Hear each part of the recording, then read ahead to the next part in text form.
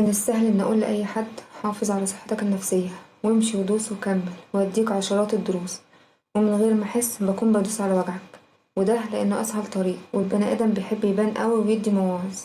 بس من الصعب إن أحط نفسي مكانك أو أحس بجزء بسيط من وجعك أو حتى أسكت ومعلق.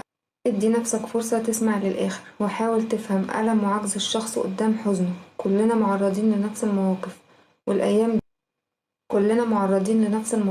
والأيام دول. حاول تطيب خاطره لو بكلمة بسيطة، هي بالنسبة لك لا هتحل ولا هتربط، بس بالنسبة له هتكون طوق نجاة من أفكاره،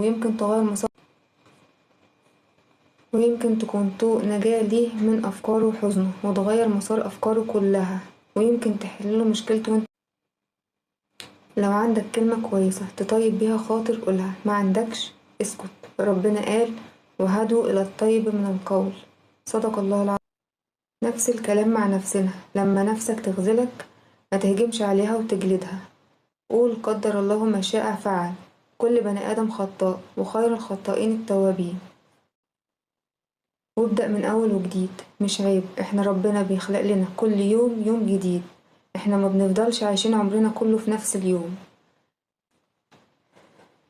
وهدوا إلى الطيب من القول. صدق الله العظيم. اللهم اهدنا واصلح بالنا.